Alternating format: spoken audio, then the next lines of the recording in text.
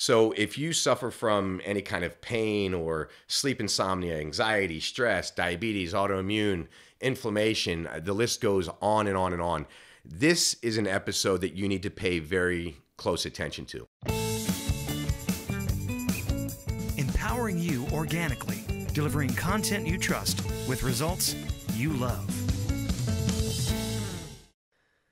Welcome everyone to another episode of Empowering You Organically. I'm joined today by my co-host Terry Ann Trevenin. Hey everyone. Also joined by our special guest John Malanca. Thanks for having me. Thanks for being here, John. Today we're going to talk about, it's got to be the most versatile healing plant in the world. So if you suffer from any kind of pain or sleep insomnia, anxiety, stress, diabetes, autoimmune, inflammation, the list goes on and on and on. This is an episode that you need to pay very close attention to. So John, why don't you give us just a little bit about your story?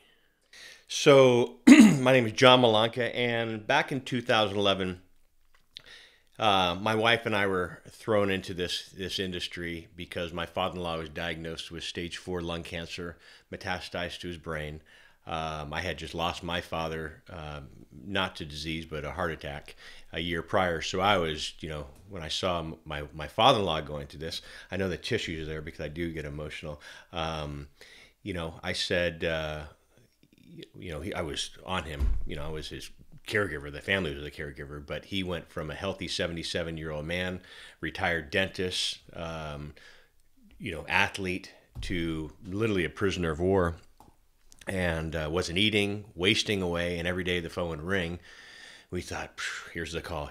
And so one day I said, I want to go to your next year oncologist appointment. And so we went, and I picked him up, carried him. He was on full-time oxygen, and we went to the hospital. And we were in a room probably the size of the studio here, and I asked his oncologist, how much time do we have? And she looked at us in shock and said, do you really want to know? And my father-in-law said, this is my family, share. And she said, probably 2 weeks. Wow. Get emotional on that or just talking about it. And I said, well, what can we do? And she says, really nothing. I can give you morphine. And he said, I'm not in any pain. And I looked at my wife and looked at my in-laws, and I said, I don't mean to offend anybody here. And we came across a study that showed 40% of cancer patients pass a malnutrition before cancer. So I looked at everybody, and it's never been talked about. And I said, I don't mean to offend you. I said, what about medical cannabis for, and we're from California. And I said, what? And they were popping up everywhere. And I said, what about medical cannabis for appetite stimulation? Doctor said, I know nothing about it. My family said, we'll try anything. And I said, well, Dean Corinne, the caregiver, and we laughed because I called Corinne Mary Poppins. Didn't drink, didn't smoke, And so she's looking at me like, what am I going to do? I said, just do that, and the blind leading the blind, and we'll do this. And so we went around, and, there was no help. There was no help, and we just started, and we knew he couldn't smoke anything, so I found a coconut oil capsule infused with raw and heated cannabis, which I'll go further into that in the show here, but 3 milligrams, and we didn't know anything about dosing, so I just wanted to go minute, and we would give it to him, and within 24 hours, he was eating. We said, okay, it's working. He'll pass peacefully. Day 2, day 3, day 5, he's still doing it. And by day 8, and he's on full-time oxygen. I mean, all you heard is, And so day 8, we're at the house, and he's shuffling around the house now. And we looked at him, I said, what are you doing? He's like, something's working. And I said, okay. And I said, well, don't get too cocky on us. And he said, well, something's working. So I get chills just hearing I know. you. I got chills on my arm me right too. here. Yeah. Yep. So I'm going to fast forward 6 months. 6 months. He's walking. He's driving. Hospice has fired him as a patient. And we thought, fantastic. And so you asked me, Carrie or Terry? Terry with you. I'm sorry. Yep, you got it. I've had many years of Walkmans on, and so people It's are like, all right. It's Terry, I said. So 6 months later, you asked me what my background was. So my background was branding, marketing, advertising. I worked for a travel magazine and websites for years. And so I just said, God, there has to be a million other families out there like us that cannabis is not our lifestyle. And so I just said, let's build a website. And so we built a website called United Patients Group. We don't sell products. We're strictly education and information, the leader of education information. And we teach local, state, international governments, as well as local, state, international medical institutions about medical cannabis. All of our courses are CME approved continuing medical education. So that was at 6 months mark. So at the 3 month mark, we said, this is a need. So we started building this. And then at the 6 month mark, we realized that who was good in the industry, who was bad in the industry, what was needed. And so we incorporated a little heavier dose, which was called full extract cannabis oil. A lot of people have seen it looks like molasses. We did such a minute amount with that. And he would do it at night under his tongue before bed. So if he had any psychoactive feeling, he would sleep through it. And by that point, we have read a bunch of studies that showed THC has been proven to kill cancer cells.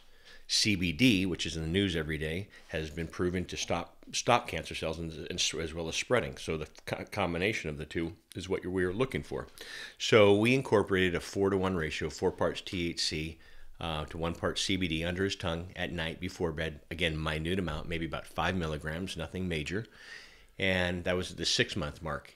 At the 9 month mark, and they were never going to get scanned. In the 9 month mark, it was 10 o'clock at night, Saturday night, and the phone rang, and we said, here's that call. Here's that call. And it was my mother-in-law, and we said, everything okay? And she said, check your email. We jumped out of bed, and it was the first scan that came back. It said, no evidence of recurrent disease. Wow. So talk about just tears of joy. And so my background, cannabis was never our lifestyle. For the first 9 months, I didn't put Malanka on anything. We would do press releases, and I would just put John. So you were just afraid of what? Well, because my background, my family, just relationships I've had in my life. It's like, because it wasn't, a lot of people have this stigma of cannabis, drug user, stoner. Yeah. And bad. how long ago was this? What year was this? This is 2011. Well, I think it's the reason we wanted to do this podcast, right? And if you're listening and you don't know much about cannabis, or all you know about it is that it's illegal, do not tune out. This is the stuff that you need to hear. This is the stuff that you're not hearing on your local news.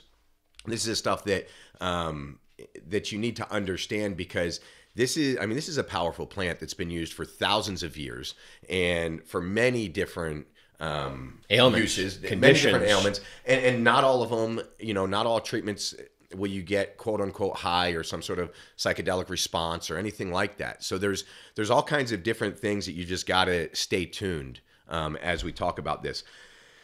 Let's do that. Let's talk about when this shift happened, because pre-1920, 95% of all nutraceutical, pharmaceutical, supplements, whatever, had cannabis in it. Had cannabis in it. As a medicine. Right? Can I back up before my brain goes elsewhere? We're 2018 right now. My father-in-law's still alive, and he's had 17 lung and brain scans, and they all, knock on wood, come back with no evidence of recurrent disease. Wow. So he is a happy senior living his life cancer-free. And if I didn't see it with my own eyes and experience that, we would never have believed that. We would never believe that. And so the goal, I want people to realize that this is medicine. It doesn't work for everybody. I don't want everyone to think that this is the golden pill, the golden ticket, the golden everything, because like anything out there, right? No diet works for everybody. No, no prescription med or no supplement. We talk about that a lot. As Everybody's different. Everyone has a different body, different makeup. Different everything metabolism. works differently for everyone. But this, this could be something that impacts you in a positive way. And so people always ask, I speak at a lot of the majority of the events that we go to, 99% of them that we speak to are not in the cannabis industry. It's all integrative oncology, epileptic, pediatric, seniors, geriatric, and I always do this one slide when I speak it, and it's my favorite slide. It's a big roll of duct tape. And I said, people always ask me, does this work? And I said, I have the duct tape up here because I don't want to say it's like duct tape with 1,000,001 uses, but it truly is. It helps. I've seen it with arthritis, the elderly with sleeping, depression, cancer, diabetes, autoimmune diseases, AIDS, The list goes on and on and on. And you can Google these. You can go to Google Scholar, and there are more studies done on medical cannabis and the benefits than I think on other topics like this. Absolutely. So it's not something that just popped up 3 years ago when the CBD craze came in effect, and so it's been around. It was banned in 1937. Our government banned it, I think, just because of different laws. They didn't want. It was when. I don't want to. I'm not in the whole politics. I'm not a conspiracy theorist, but they said it was the minorities used it, and it's bad, and it'll have these hoodlums come and take your white daughters away. When I've read all about when they gave it the street name marijuana, totally right, marijuana. Changed it from cannabis to marijuana, and and they were able to get laws passed because people didn't realize they were talking about cannabis, right? They thought it was marijuana. People are afraid of what they don't know and understand, and it wasn't understood. And we were those people. Yeah. We were those people, and so I never use the word marijuana. I never use the word cure. I use cannabis. I use heal. I use cannabis kills cancer cells. It's been proven. You can search it, Google it. Everything's Google nowadays. Go to Google Scholar, but you will show that THC kills cancer cells while CBD stops the spread.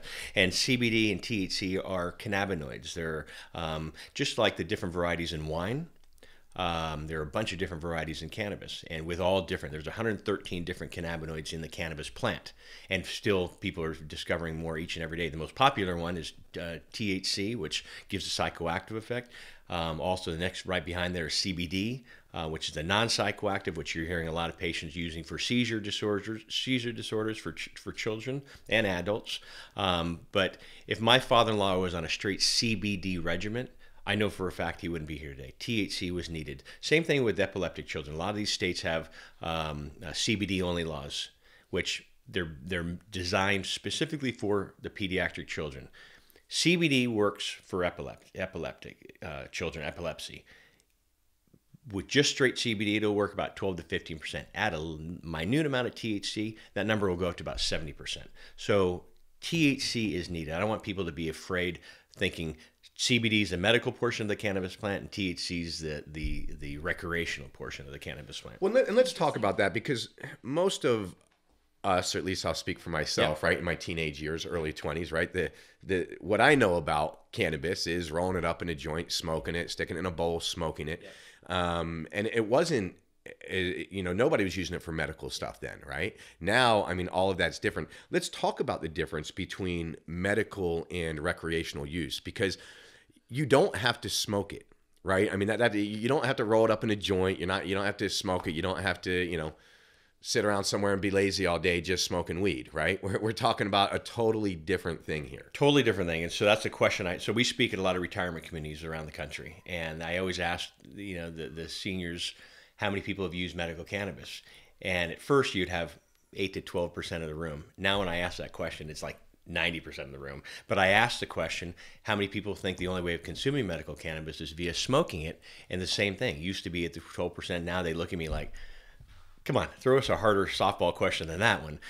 So you don't have to smoke it. There's tinctures under the tongue. There's topical, great for arthritis. Vaporization, which is another form of ingesting but not lighting up your bowl, lighting up the flower material. Some people use it for suppositories. There's so many. Now they have patches, transdermal patches that you can put on your wrist or your ankle and your neck that will bring in the different types of cannabinoids. So there's a lot of different companies that have different types of, just like with your organics products, you have a line. So they have a different line of different cannabis products. Different delivery systems. Right. But also different cannabinoids in those delivery systems. So talk about that. I mean, because I want that education. What are cannabinoids? So cannabinoids are part of the cannabis plant. And so you're just like in a variety of in wine, you can grow a Pinot wine or Chardonnay wine, Merlots and Cabs, and the same thing with cannabis. So different, now you have a bunch of farmers growing different varieties of cannabis for different ailments. And again, THC was and has been probably the most popular, and it's gotten a bad name because people assume that THC goes with the recreational stoner, and this is what you see the kids on the corner, which we saw in high school. That's what people used. And now with people discovering different types of cannabinoids, it's called an entourage effect when you're combining the different cannabinoids. It's like baking a cake and forgetting to you leave water or flour or eggs. Your cake is not going to rise. And the same thing with different types of cannabinoids. You can mix them in there. Some are better for sleep. Some are better for inflammation. THCA, which is a non-psychoactive, which I'm a big fan of.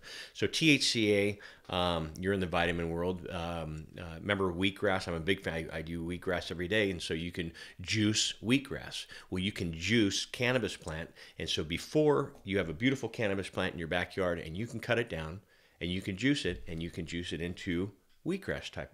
Take a shot. Non-psychoactive, great for inflammation, great for cancer fighters and other disease fighters, great for dementia patients, for brain inflammation, Parkinson's. There are so many studies on dementia and Parkinson's now, and for some reason I'm seeing more cases of dementia and Parkinson's than I ever have in my life. Yeah, absolutely. And how many, do we have a rough number about how many cannabinoids there are out there that are known right now? 113. 113. And then you tie in the terpenes, myrcene, limonene. Those are the different smells. So you go to pinene, like you go through, up in the mountains. We're from California. You go up to Lake Tahoe and you can smell the pine. That's pinene. Myrcene is in mangoes. Linalool is in lavender.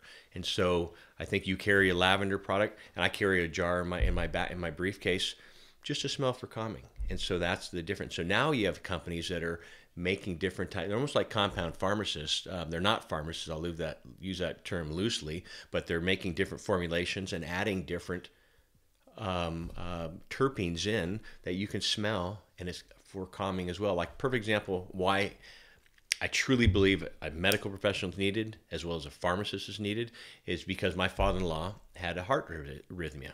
And now I'm really going to go off the thing here, but you have in the cannabis plant, you have indica, which is for a lot of pain patients, helps with sleep.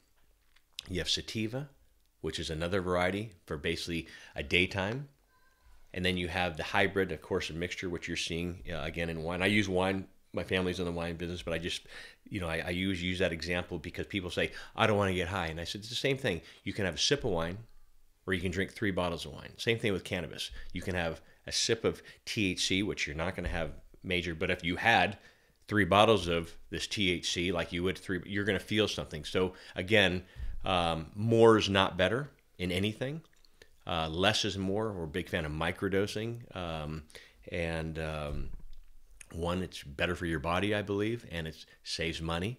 You were going to say something. Sorry, John. No, I'm listening because I love your analogy to wine. I think that is the most relevant analogy, not just with the different kinds of wines that are out there, but the fact that we all know we may be able to have a half a glass or glass of wine and be fine.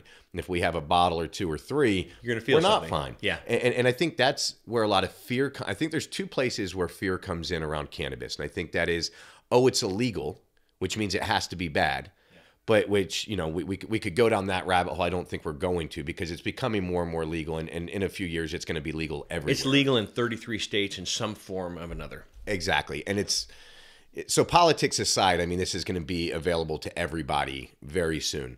The other fear is I don't want to get high. I don't want to, and I get it. I mean, there's a lot of people that don't consume alcohol because they don't want to lose control and they don't know what it's going to feel like. Am I get high? Am I going to see pink elephants? Like, they just don't know, right? That's not going to happen because you can totally manage exactly your doses, your micro doses to just a little bit. And that's why you highly recommend seeing an expert about this, right? This isn't a sit at home and try to get out your own little chemistry lab and try to make up your own, cures. And that's a great point. So cannabis is not a one size fits all. You look at age, weight, current health condition, your ailment, and any other medications you may be on, because there are drug-to-drug interactions. And so it's very important to have that. If you were, when we were 17 years old, you're like, "Ooh, won't be doing that again." But right. The majority of the patients we work with are, I would say 99.9 are true patients battling something. We have about 65% of them are senior citizens who have never tried cannabis, or maybe they did. It was 50 years ago, and so it's changed a lot. It's become more of a science. The products are a lot more potent than they were then. I always use a pharmaceutical example analogy as well. As your doctor's not going to say take 8 pharmaceuticals every hour. He or she's going to say take 1 every 8 hours. And the same thing with cannabis. More is not better. Well, and you even said with your father-in-law that you started out slow, but look at the impact because you didn't know dosage. And so you wanted to be careful. We never went higher than that. So I don't know how many. He stayed on that same regimen. And so people used to doubt us at the very beginning. Impossible. So there's, I don't know if your listeners have done how far they've delved into this industry, because there's a lot of great information on any product, nutritional value, your vitamins and stuff like that. And there's a lot of misinformation. There's a lot of misinformation on cannabis. There's a lot of people think you need to take 1 gram a day. To me, 1 gram a day is having a glass of wine one day and 2 jugs of whiskey tomorrow. That's overkill. If my father-in-law went straight out of the bat and took 1 gram a day, remember he wasn't eating, and 40% of cancer patients pass from malnutrition, he would have been so out of it, stoned. I hate the word stoned, but that's stoned. That's what would have happened. And he would have just been stoned and comatose in his bed. And again, he wouldn't have eaten, and he would have passed away, which has happened to a lot of patients. And so less is more. And so in 1 gram of oil, and this industry has a long way to go. They still use the measurement of a rice grain. Where did they come up with a rice grain of oil? I have no idea, but that's what's stuck. And so in 1 gram of oil, there are about 16 grains of rice in 1 gram of oil. This is what the internet says. Take 1 gram of oil. My father-in-law never exceeded a half a grain of rice. Never exceeded a half a grain of rice. And he's had success. So people who are like, impossible, you have to take 1 gram a day. So now a lot of doctors are saying, no, microdosing. And they came back and said, how did you know that? And Corinne and I were lucky. It was trial and error. We didn't have any error. We really didn't have any error. And so I don't know if you know, but I just recently lost my wife to pancreatic cancer. And cannabis did not help her. And pancreatic is the worst of the worst. And we're still scratching our heads. It's like, how did this happen to us? We saved my father-in-law. We've saved thousands of families. You and your wife had saved thousands of people. Thousands of people. We've done a lot for this industry to change the stigma on this. I mean, we started a company. It's a nonprofit. And we were the first medical cannabis company in the history of the United States to be invited to the U.S. Capitol to speak. And it wasn't a day, it wasn't an open mic. Next, it was United Patients Group, come on in, and we did a day of education, and it was for Congress, bipartisan, and we were in the U.S. Capitol, and we did a lunch, and it was a full-day event. We're proud to do that. We're not Mormon. We've been invited into Utah twice. We were part of the reason of them recently passing the law. But we've done this, and they look at us because we don't sell a product. We're strictly education information, and we have a great reputation. And I'd like to think that we're great ambassadors for this industry and for this plant. It helps a lot of people. I know, like my wife, it did not help her. Pancreatic is a tough cancer to fight. I remember I used to call all of our patients, when we first started, how is your husband doing? And this one lady said he passed on Tuesday, and we cried every day. Good and bad, we cried every day. And I said, I'm so sorry. She's, John, you allowed him to get out of the hospital. You allowed he and his brother, who were at odds because the brother was in denial that his brother was dying, but you allowed him to get out of the hospital, and we upped our daughter's wedding by 3 months, and we had it in the backyard, and he got to walk our daughter down the aisle, and he passed. And without cannabis, this plant, that wouldn't have happened. And so, so it does a lot of good. I know it's not for everybody. I don't want to ever give anybody false hope, but hope, we had a lot of hope. I lost my wife in 4 months, and I'm still in shock. Like, how did this happen? Today, she passed on the 19th, and today's the 19th. So every 19th, I mean, it's sorry. Yeah. So it is hard, and flying out here. I mean, not only was she my wife, my best friend, my business partner, we were, when I say we were together 24/7, we were together 24/7, and so it's having that other half of my body is it's tough, you know. So if anybody's going out through this right now, I send you love and prayers and a hug, because I've lived it. You know, I've been on both sides of seeing this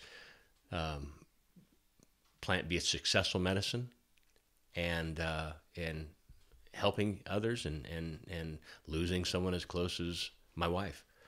So I think your story is so important too. I mean, I appreciate you sharing, and that's a really personal story to share with people who are going to be listening. But we talked earlier in the episode, and we've talked about this a lot in the episodes, about how every individual is unique and different. And the beautiful thing about your story is you've been through this incredible, you know, story of your father-in-law and all these people you've helped. And then to go through that with your wife, it's such a tender thing. And for you to feel like, you know, it didn't end the way we wanted it to end, but you're still here talking about this thing that you're so passionate about. You and your wife were so passionate about. You're still so passionate about. You've helped so many people. And every single person is unique, and every story is going to be different. And here you are still telling this story, because this can truly help people and change people, and you're not going to give up on that. And I think that's such a powerful story for people to hear. You know, we do a lot with the International Integrative Oncology world. And so this last year you asked me if I travel a lot, where was I? So I was in Florida, and it was about 350 international integrative oncologists who have known us for the past 7 years. We're the only cannabis company they ever invited in. And I stood up on stage, and these are doctors, international integrative oncologists, that do everything besides chemoradiation. There's a 2.1 success rate of chemoradiation here in America. There's a 2.3 success rate in Australia. Why they use Australia as a marker, I do not know. So I would never tell anybody not to do conventional. You know, I've had family members who had success with conventional. My aunt is going through breast cancer right now, and her daughter. And they've had success with breast cancer with conventional. And everyone has choice. Choice in your health is so important, right? Cannabis does work extremely well with chemoradiation. Helps with not only inflammation, better mood, pain-free, nausea, as well as appetite. And so they go well with each other. So again, I don't want to ever tell anybody, don't do this and use this. Well, I want to touch on something as we've talked about this in this entire episode. We talked in a previous episode about nutraceuticals versus pharmaceuticals and the history of that. Now we're talking about the history of cannabis, and it all kind of happened at the same time. And we talked about how did we get back to a world where supplements are accepted again and people are taking them, and natural medicine is coming back into play. And something so unique and interesting about your story is you're bringing something that was so accepted before, and thousands of years this has been used. And just in the last 100 years did people start saying, no, no, no, and they didn't understand it and they were afraid of it. And here you are, this pioneer in cannabis and all that goes with it, and bringing it back to light again. It's another way of naturally treating yourself, and it's so misunderstood, and people don't take the time to educate themselves. And just like Jonathan said, not everyone, but a lot of people just have this bad perception of cannabis, and they think, oh, it's this, it's that, it's illegal, it means drugs and bad things happen and crime, and but it's not just that. Yes, there is that side of it. There's bad sides of everything. Too much can be detrimental, right? But it's just a very fascinating story. And I think people have to realize this is another part of the natural industry, like supplements, like organic food and non-GMO, that's coming back to light again. And people are noticing. I was telling Jonathan the other day when we were talking about doing this episode, I saw a kiosk in the mall for cannabis, right? For CBD oil. CBD oil. Could you have imagined that even 5 years ago? You go into health food stores all across America and see that, and it's frustrating because just like in the supplement industry, there's a lot of junk. That's a good word. I was going to say something else. And that's a great point that you bring up, because it's frustrating, because a lot of these companies, and I'm not against hemp CBD at all, but CBD, this craze has popped up, and everyone thinks CBD, CBD, CBD, and it's frustrating when I hear these big companies say CBD, and it's like, God, you're messing that up. Cannabidiol is what a CBD, Charlie Bravo David. And you're seeing a lot of these people just jumping on board thinking it's a get-rich-quick industry, and it's frustrating. And it's frustrating for the people who have been in this I just say beginning because we're not from the beginning. You know, cannabis has been legal in the state of California for 22 years. You know, Corinne and I got into this 8 years ago. You know, so there's a whole pioneers before us that had to fight this fight to avoid the cops and stuff like that just for medicine. So it's been used for medicine. So it was medically approved in California 22 years ago. People don't realize that. It was approved for glaucoma and AIDS patients. And then as time has gone on, it's the joke is when I travel a lot, it's like, ha ha ha, everyone has glaucoma in California. You know, but it's frustrating because there are a lot of states that have approved qualified conditions where epilepsy is approved and cancer is not. We were in Utah, and one of the parents I was speaking with, their child, they have 2 children. One has epileptic seizures, which is a legal patient, and their other child has cancer, which is an illegal patient. And I said, goodness gracious, what do you do? He goes, I break the law. I break the law. And he was high up in the church. He was high up in the church. And I said, how awful is that? He goes, it is awful.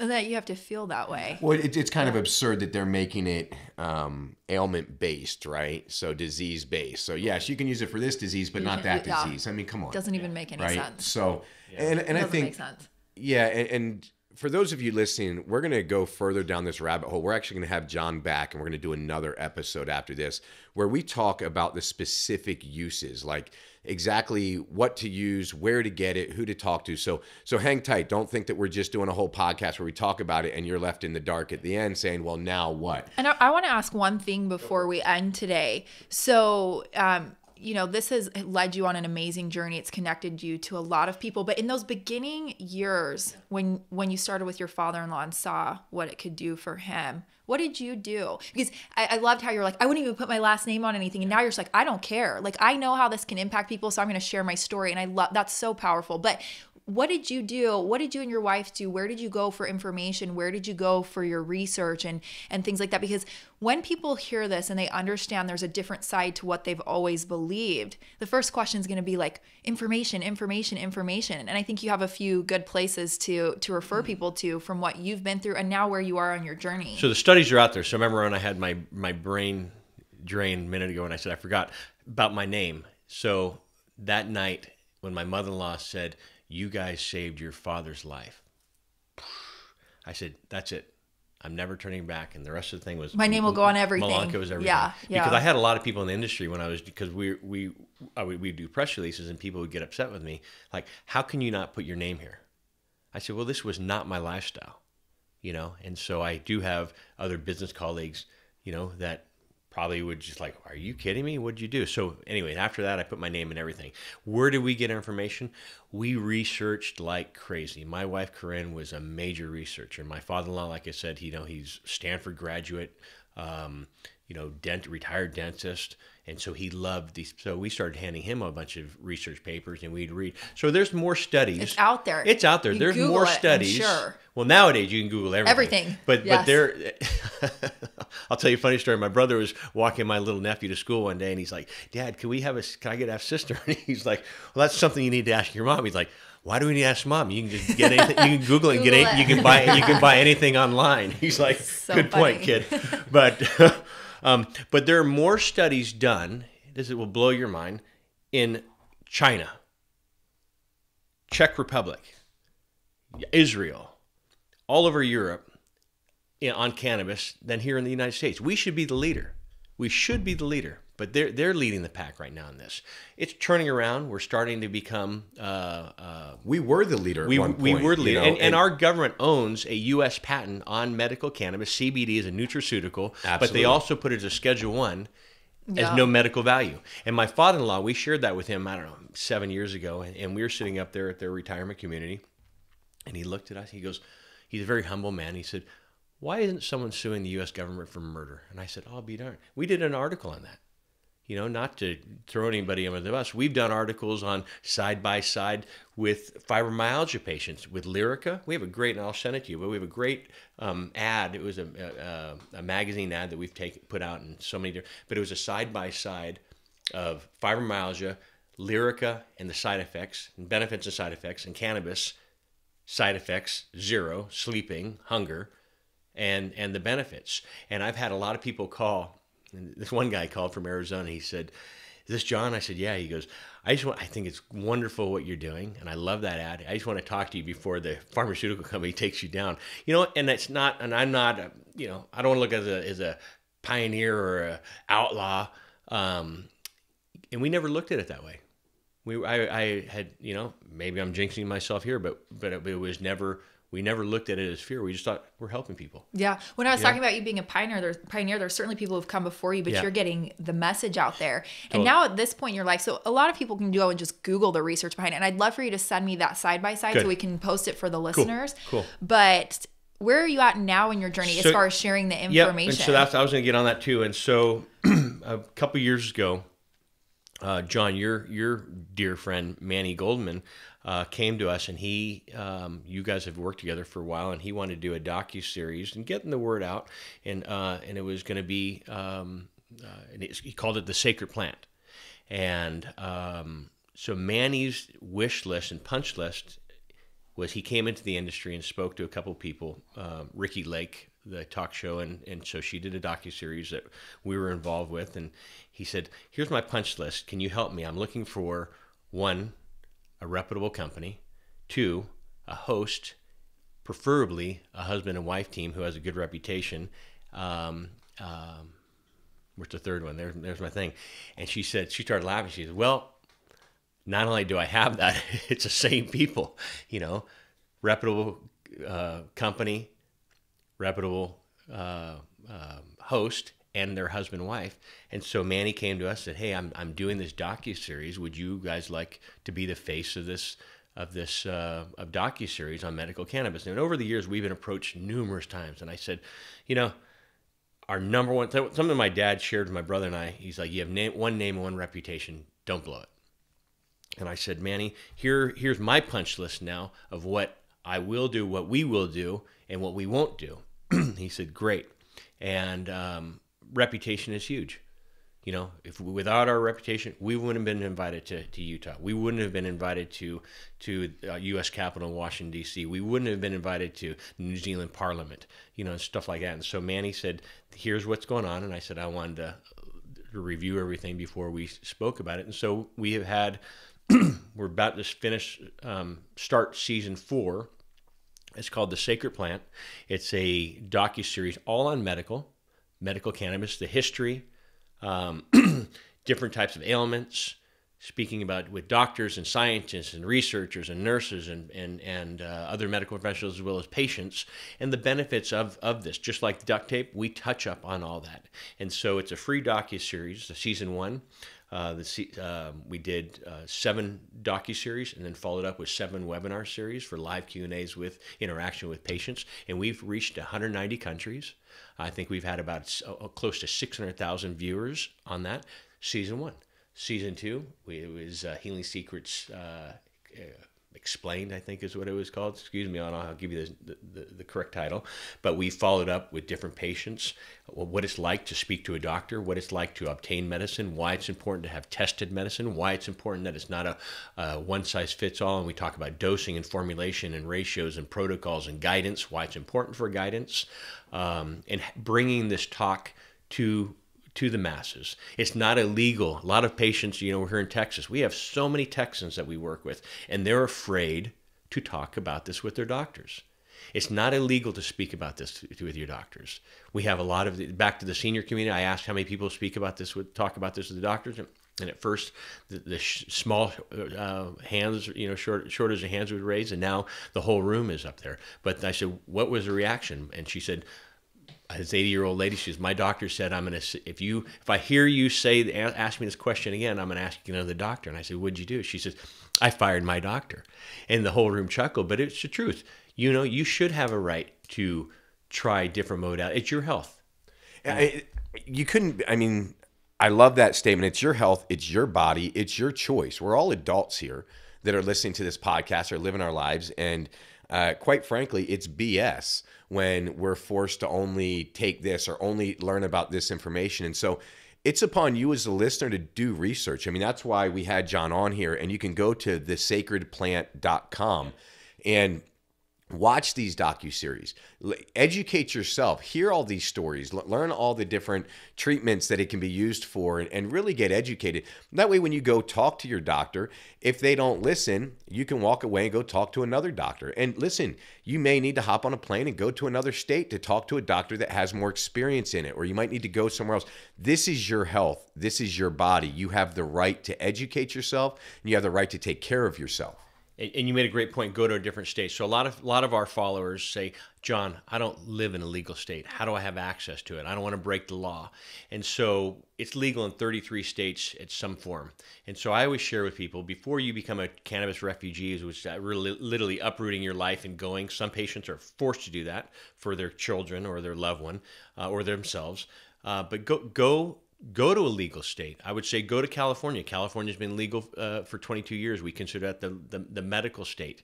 Where Colorado is a recreational state. I know we're going to talk about the difference between medical and recreational, but go there. Take a long weekend, 4 or 5 days, 2 weeks if you can, to see if this plan even works for you.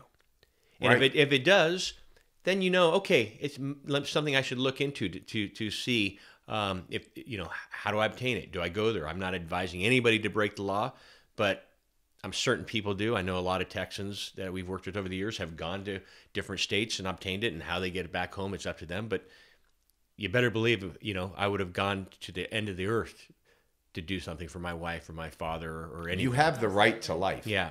Right? And know. so if you need to go to another state, go to another state. If you nobody's saying to specifically do anything, break any laws, but you have the right to life and to do what you need to do for you and your family. And when you're in a situation like I was with Corinne, and Corinne and I were together, I consulted with doctors in Australia, New Zealand, the UK, Italy, America. I brought her down to a clinic down in Mexico, and I would still go back down there. But our doctor in California said, I think you should go down to Mexico. I said, come on, I'm not going to be one of those people taking my wife down to a Mexico clinic. But you know what? It was an American doctor who's been down there for 18 years. And you know why he went down there? Because he can try different modalities that are not legal here in the States. Cannabis was not one of them, but we did other things, stem cells, different other types of treatment. And I would do it again. Pancreatic is just the worst of the worst. It sneaks up on you. We did all the blood tests when we first had some symptoms of sore back and stomach.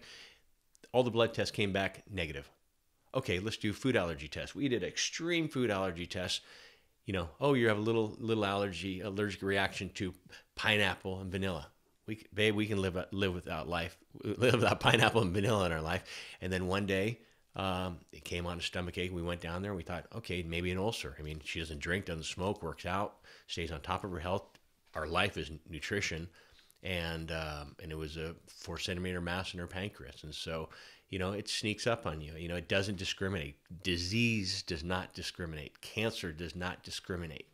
And I know a lot of our followers, not only at United Patient Group, but at the Sacred Plant, and I'm certain with yours, if someone in their life has had a major disease. Everyone knows someone. And I think that's a great way to close out this episode. Yeah. I think this is such a misunderstood topic. Totally. And just like you would have done anything, I think that's how a lot of people feel, but you have to know what the options are. And they're not just necessarily what your doctor's telling you.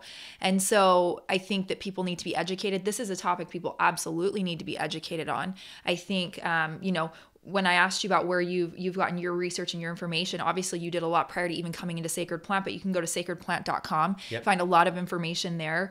And I'm excited for where we're going to go in episode 2, talking about the recreational versus medical versions of cannabis, and then also talking about the different uses of it. Yeah, I mean, I think that's the thing to understand is cannabis isn't just for terminal illnesses, right? You can use prevention, cannabis for wellness, prevention, stress, inflammation, sleep insomnia. I mean, the list goes on. So don't feel like, oh, well, I'll check out cannabis if I ever get diagnosed with cancer. If you're taking some prescriptions for probably most anything, why don't you do a little research and see, does cannabis help that too? There's a reason it's illegal, right? Because there's prescription drugs being sold to you for a much higher price than a cannabis treatment could be. And you could get a natural, all natural, healthy response. Without negative side without effects. the side effects, exactly. And I know we're closing this out, but family's everything. My mom's everything to me as well. And before my dad married my mom, I always heard that she was going to be a nun. So my dad called and like, no, come back over here type of thing. But our whole life, we never talked about cannabis. It wasn't a topic. My dad passed away 10 years ago. It'll be 10 years this Christmas Eve, so it's, death. I'm not a fan of death. I don't think anybody's a fan of death. But I remember all my mom's friends, not only have watched The Sacred Plant, but have watched Corinne and I and her father-in-law, my father-in-law, over the years with medical cannabis. And so they're saying, can I speak with John? So she's handing out my cards, like lottery tickets. And I, get, all her friends from church calling. And I remember one time I came back to the house and there's a big, beautiful bouquet of flowers. I'm like, wait a minute, who's sending you flowers, Mom? She's like, that's MJ. You helped her. And she just wanted to say thank you for doing that. So one night, Corinne and I are at home, and I always talk to my mom, 3 times a day and say goodnight to, and she's 81, very active. I said, let's go for a 5-mile hike. She'd go, she's active. So one day she says, can I ask you a question? I said, yeah. I'm on the phone with her, and she says, do you think cannabis can help, 'cause she was a tennis player, my shoulder, as well as help with sleep? And I said, yeah, why? She goes, I've been taking some, and I was silent, and Corinne goes, be supportive. So I'm like, yes. And so just to show you that she wasn't feeling comfortable about the topic, she didn't tell my brother for 3 months. Wow. So, but she takes one little piece, about 2 milligrams. She uses it in popcorn. So now we didn't even talk about edibles. So you have edibles now, which that's another thing. Edibles, if you want to help with sleep and inflammation, great. But for fighting disease, smoking is not the first source. I think you truly need to get sublingual in the gums and salivatory glands and get that way. Edibles passes through liver. I don't think it's good for sleep. Anyway, but not fighting major diseases. Anyway, she uses one piece of popcorn. She sleeps, she's rested, but she'll go and she's like, my shoulder doesn't hurt. I feel good. I sleep. I'm rested.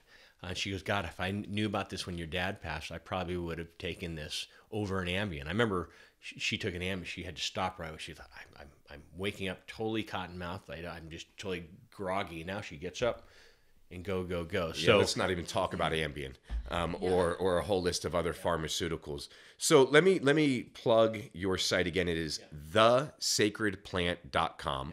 You can also go to empoweringyouorganically.com, and we will have transcripts of this episode. We will have cliff notes. We will have links to everything that John has talked about. We will get that side by side up and likely link out to some other studies. Stay tuned to our next episode. We're going to have John back. We're going to talk about specific uses for cannabis. So we're going to talk about how do you use it for stress? How do you use it for anxiety? What are the best ways to use it? Where to go? How to talk to your doctor? We're going to go deep down this rabbit hole, as deep as we can on a podcast. And again, if you really want to go down that rabbit hole and learn more, I cannot encourage you enough to go to thesacredplant.com. Thanks, John, for joining us. Thank you, Terry Ann. Thank you guys for listening at home, on your walks, in your cars, wherever you're listening. And we will see you on the next episode. Thanks, everyone. Be safe. Thank you. Bye-bye.